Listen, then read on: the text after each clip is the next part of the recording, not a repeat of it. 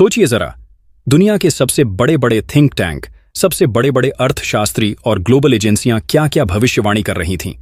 कोई कह रहा था भारत की ग्रोथ धीमी हो जाएगी, कोई कह रहा था आईएमएफ और वर्ल्ड बैंक की रिपोर्ट में ग्रोथ घटने वाली है। लेकिन हुआ इसका बिल्कुल उल्टा। भारत ने ऐतिहासिक ग्रोथ दर हासिल कर दुनिया को चौंका दिया। यही नहीं, इस ग्रोथ ने उन ताकतों को भी झटका दिया जो बार बार भारत को घेरने की कोशिश कर रही थीं। अमेरिका की धमकी, चीन की चालाकी और वेस्टर्न मीडिया की लगातार नकारात्मक धराशायी हो गईं। ये सिर्फ नंबर नहीं है, ये उस नए भारत की ताकत है जो किसी दबाव में नहीं आता। ये आत्मविश्वास है, ये भरोसा है कि भारत अब अपने दम पर दुनिया की अर्थव्यवस्था का इंजन बनने जा रहा है। भारत का आर्थिक ब्रह्मास्त्र कर रहा सबको बेहाल। कर्ज में डूबे पड़ोसियों के बीच भारत बना दुनिया का ग्रोथ इंजन। खाड़ी से लेकर अमेरिका तक उड़े होश। जब पूरी दुनिया की बड़ी बड़ी अर्थव्यवस्थाएं मंदी की आहट से कांप रही थीं, जब अमेरिका अपने सबसे बड़े चुनावी दांव के बाद भारत को झुकाने की धमकी दे रहा था, और जब दुनिया की सबसे बड़ी एजेंसियां भारत की ग्रोथ पर सवालिया निशान लगा रही थीं, ठीक उसी वक्त भारत के थिंक टैंक्स एक ऐसी बाजी बिछा रहे थे जिसने पूरी दुनिया के समीकरणों को हिलाकर रख दिया है। यह कोई सैन्य ऑपरेशन नहीं था, बल्कि उससे भी कहीं ज्यादा घातक एक आर्थिक चक्रव्यूह था जिसने चीन से लेकर अमेरिका तक के रणनीतिकारों को सोचने पर मजबूर कर दिया है। यह उस आर्थिक ब्रह्मास्त्र के एक्टिवेट होने की कहानी है जिसने रातों रात भारत को उस मुकाम पर खड़ा कर दिया है जहां से वह न सिर्फ अपनी तकदीर लिखेगा, बल्कि दुनिया की नई आर्थिक व्यवस्था की नींव भी रखेगा। ये वो कहानी है जिसने साबित कर दिया कि भारत अब किसी के दबाव में नहीं, बल्कि दुनिया को अपने इशारों पर चलाने का दम रखता है। हम आपको बताएंगे इस धमाकेदार खबर की पूरी कहानी, तो बने रहिएगा वीडियो पर, और इस संबंध में आपके जो भी विचार हो कमेंट में लिखकर जरूर बताइएगा। तो कहानी शुरू होती है उस भविष्यवाणी से जिसने भारत की अर्थव्यवस्था पर एक ग्रहण लगाने की कोशिश की थी। दुनिया के नामी गिरामी अर्थशास्त्री, जिनमें भारत के ही पूर्व मुख्य आर्थिक सलाहकार अरविंद सुब्रमण्य से लेकर रघुराम राजन जैसे बड़े नाम शामिल थे, वह सब एक सुर में कह रहे थे कि भारत की अर्थव्यवस्था एक संरचनात्मक मंदी, यानी एक ऐसी गहरी और लंबी सुस्ती की चपेट में आ चुकी है जिससे निकलना लगभग नामुमकिन है। उनका तर्क था कि भारत की ग्रोथ की कहानी खत्म हो चुकी है। दिसंबर 2023 में जब जीडीपी की रफ्तार 9.5% से गिरकर अगले कुछ महीनों में 8.4%, 6.5% और फिर 5.6% पर आ गई, तो इन निराशावादियों ने ऐलान कर दिया कि यह तो बस शुरुआत है, भारत का पतन निश्चित है। यहां तक कि वर्ल्ड बैंक और आईएमएफ जैसी बड़ी संस्थाओं ने भी अपनी रिपोर्ट में भारत की विकास दर के अनुमानों को घटा दिया। माहौल ऐसा बना दिया गया मानो भारत की चमक फीकी पड़ने वाली है। दूसरी तरफ नवंबर 2024 में अमेरिका में सत्ता बदलते ही डोनाल्ड ट्रंप ने अपने पुराने तेवर दिखाने शुरू कर दिए। उन्होंने खुलेआम ऐलान किया कि भारत समेत दुनिया के सभी देशों से आने वाले सामान पर वह भारी भरकम टैरिफ लगाएंगे, जिससे भारत का एक्सपोर्ट यानी निर्यात ठप्पे हो जाएगा। एक तरफ देश के अंदर निराशा का माहौल और दूसरी तरफ बाहर से सबसे बड़े व्यापारिक भागीदार की सीधी धमकी। दुश्मन देशों में बैठे लोग जश्न की तैयारी कर रहे थे। उन्हें लगा कि भारत अब चारों तरफ से घिर चुका है। चीन को लगा कि उसका मैन्युफैक्चरिंग का दबदबा और मजबूत होगा, और पाकिस्तान जैसे देश जो खुद आईएमएफ के दरवाजे पर कटोरा लेकर खड़े थे, वो भी भारत की इस कथित कमजोरी पर मन ही मन मुस्कुरा रहे थे। उन्हें लगा कि भारत का ग्लोबल पावर बनने का सपना अब चकनाचूर हो जाएगा। लेकिन वह सब एक बहुत बड़ी भूल कर रहे थे। वह 2025 के नए भारत की असली ताकत को आंकने में गलती कर गए थे। जिस वक्त दुनिया भारत के गिरने का इंतजार कर रही थी, उसी वक्त भारत ने ऐसी पलटवार की जिसकी किसी ने कल्पना भी नहीं की थी।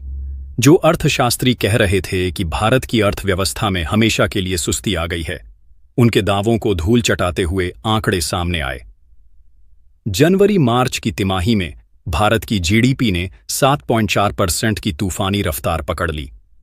यह आंकड़ा उन सभी अनुमानों से कहीं ज्यादा था जो दुनिया की बड़ी बड़ी एजेंसियों ने लगाया था।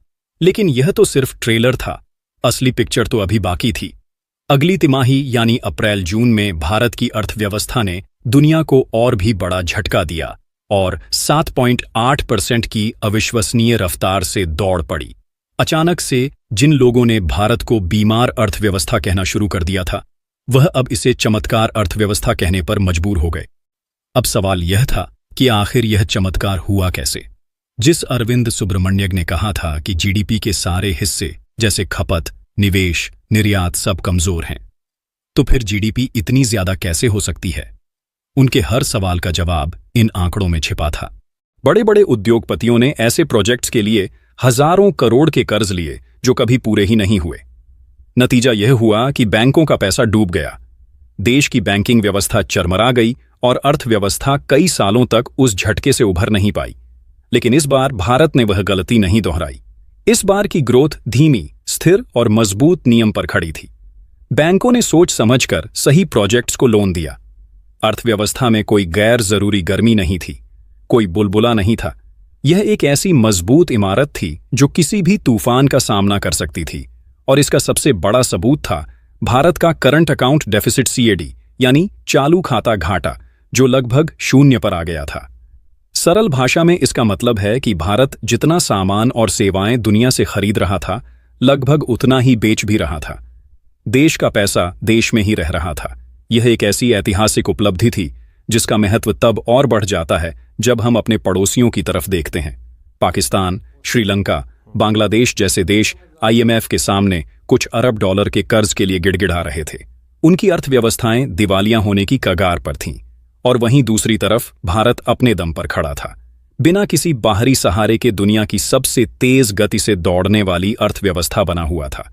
ये वो फर्क था जो भारत को एक जिम्मेदार ग्लोबल पावर के रूप में स्थापित कर रहा था, और उसके दुश्मनों को यह संदेश दे रहा था कि भारत की असली ताकत अब सिर्फ उसकी सेना नहीं, बल्कि उसका आर्थिक कवच भी बन चुका है।